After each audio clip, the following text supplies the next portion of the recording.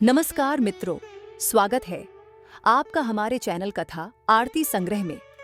आज हम आपके समक्ष नवरात्रि के 5वें दिन मां स्कंदमाता की कथा प्रस्तुत करने जा रहे हैं।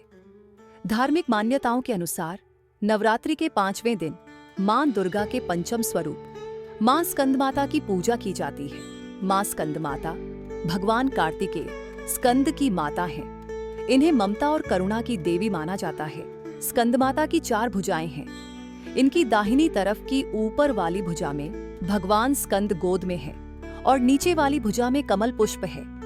वहीं मां की बाईं तरफ की ऊपरी भुजा वरमुद्रा में है और नीचे वाली भुजा में कमल है। स्कंद माता शेर पर सवार होती है।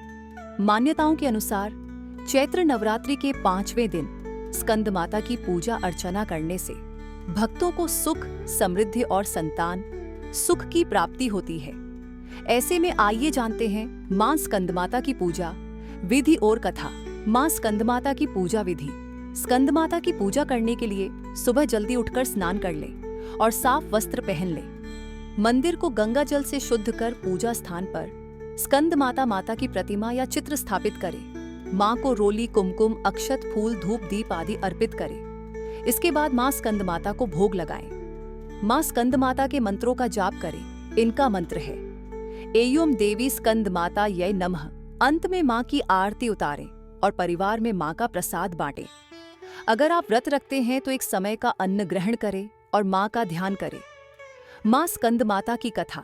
पौराणिक कथाओं के अनुसार तारकासुर नाम का एक राक्षस था। तारकासुर ने ब्रह्मा जी की तपस्या की, जिससे खुश होकर ब्रह्मा ने उसे मनचाहा वरदान मांगने को कहा। इस पर तारकासुर ने अमर होने का वरदान मांग लिया। हालांकि ब्रह्मा जी ने तारकासुर को समझाते हुए कहा कि जो इस संसार में आया है उसे एक ना एक दिन जाना पड़ता है। ब्रह्मा जी की बात सुनकर तारकासुर ने वरदान मांग लिया कि उसका वध सिर्फ भगवान शिव के पुत्र के हाथों से ही हो। दरअसल तारकासुर की ऐसी धारणा थी कि भगवान शिव कभी विवाह नहीं करेंगे, जिससे उसकी कभी मृत्यु नहीं होगी। ब्रह्मा जी से वरदान पाकर तारकासुर ने खुद को अमर समझ लिया और इसी घमंड में उसने देवताओं पर आतंक बढ़ाना शुरू कर दिया। तब देवताओं के कहने पर भगवान शिव ने साकार रूप धारण कर माता स्कंदमाता, इन्हें मां पार्वती भी कहा जाता है, से विवाह किया। मां पार्वती और भगवान शिव ने पुत्र स्कंद यानी कार्तिकेय को जन्म दिया। स्कंद माता से युद्ध का प्रशिक्षण लेने के बाद कार्तिकेय ने तारकासुर का अंत किया। मां स्कंद माता ने अपने पुत्र को शक्ति और बुद्धि दी, जिससे उन्होंने तारकासुर का वध किया और देवताओं को मुक्ति दिलाई। इस प्रकार मां स्कंद माता अपने भक्तों को संकटों से लड़ने की शक्ति और साहस प्रदान करती है। मां स्कंदमाता की पूजा से भक्तों को बुद्धि, विवेक और मोक्ष की प्राप्ति होती है। ये माता मन के विकार दूर करती है और भक्तों को अपने पुत्र कार्तिकेय की तरह निडर और शक्तिशाली बनाती है।